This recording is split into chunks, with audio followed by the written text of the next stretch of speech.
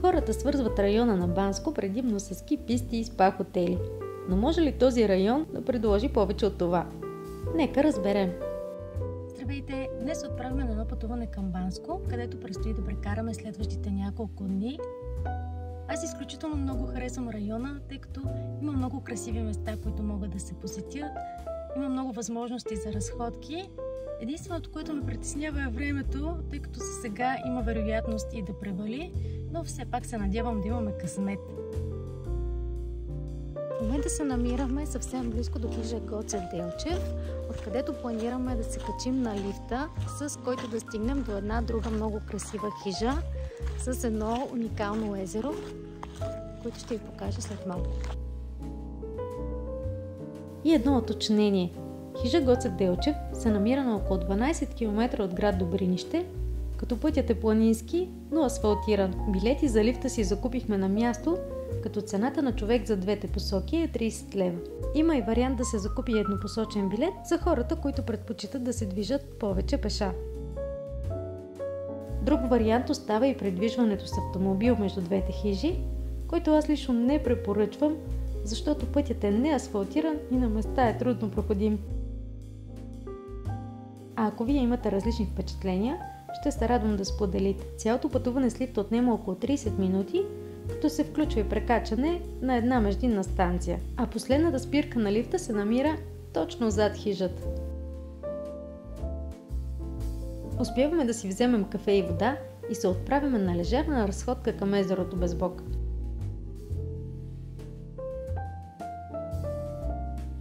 Както се вижда, пътеката е изключително приятна за разходка, така че не е нужно да си подготвен планинар, за да дойдеш и да се полюбуваш на красотата на Пирин. Мястото около езерото е чудесна идея за пикник, като ние избираме да продължим да вървим по пътеката към връх Полежан и Поповото езеро, където гледката с всяка крачка става все по-магична.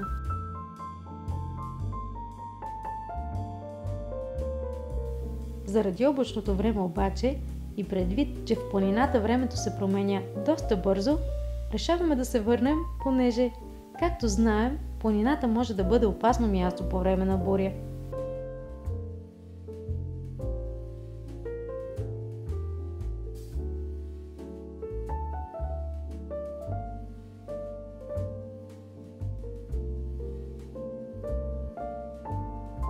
А хотелът, в който сме избрали да се настаним, успява да ни предложи също толкова невероятна гледка.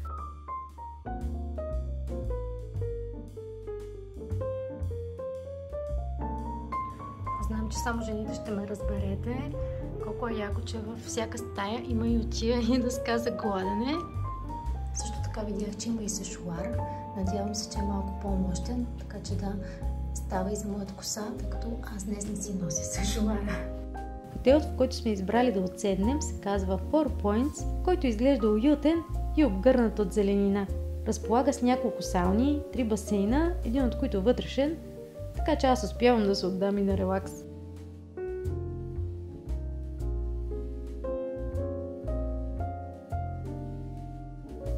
Вечерта ни продължи с разходка из Стария град, като се натъкнахме и на самата Йорданка Христова, която изнасяше концерт в наша чест. Шегувам се, разбира се, просто по традиция през лятото в Банско се провеждат различни събития. С турнета и Орфей. Нов ден. Тази сутрин небето е кристално ясно, така че бързаме за закуска и да се отправим на нов планински преход. Зад нас остава хижа Вихрен, откъдето успяхме да си вземем кафе и вода. И само да добавя, че от Банско до хижа Вихрен стигнахме с автобус, който се движи всеки ден от юни до октомври в двете посоки, като цената на еднопосочен билет на човек е 12 лева. Разбира се, до хижата може да се стигне и с автомобил, но през следните месеци автомобили не се допускат в района на хижата след 8 часа сутринта.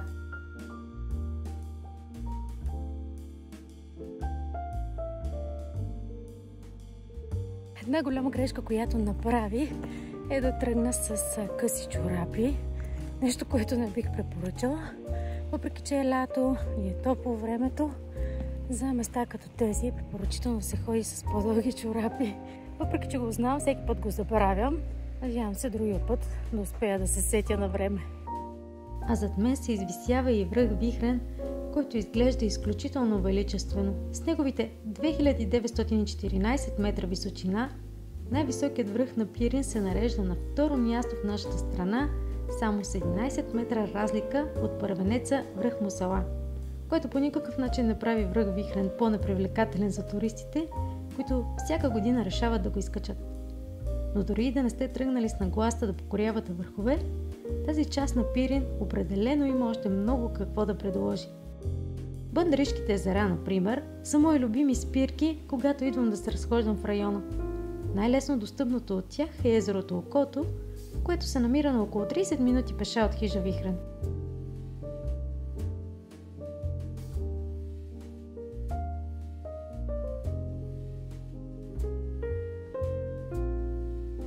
Връщаме се обратно към отъпканата пътека, за да се отправим и към друго езеро, доста по-впечатляващо с размерите си. Пътеката в голямата си част е равна и приятна за разходка, като не минава и без изкачвания на някои места. И понеже в този влог съм решила да ви покажа какво да не правите, когато сте в планината, ето още няколко кадъра. Този път не се прибих, но е важно човек да бъде внимателен. Стигнахме до един от потоците на река Бъндарица, което означава, че Рибно Бъндаришко езеро е право пред нас. Наричано така заради голямото си наличие на риба, то е едно от най-красивите езера на Пирин. Или поне за мен.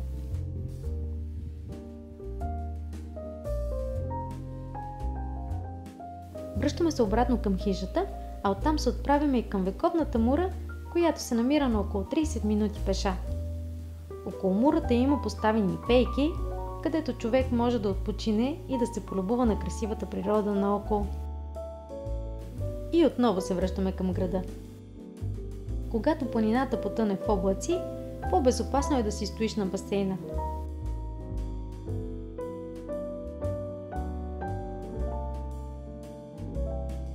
Глътка кафе за добро утро и отново сме на път, но за кратко, защото днес сме се отправили към панорамната алея Стъпалата, която се намира в разлог. Алеята е добре обозначена и е подходяща както за малки, така и за големи. По пътя могат да се видят интересни интерактивни табла, има хотел за птици, както пейки и шезлонги, които са чудесна идея за отдих и където можете да се полюбувате на внушителния пейзаж. Алеята се състои предимно от стъпала за по-лесно изкачване, а края й води до най-високата точка на града. Там се разполага и панорамна кула, която предлага 360 градусова гледка към 3 планини – Рила, Пирин и Родопите. Кулата е добре обезопасена, така че можете да се изкачите по нея, ако нямате страх от височини. Ако откажете, право пред кулата се намира и открита тераса с също толкова внушителна гледка. Аз мисля, че си намерих ново любимо място.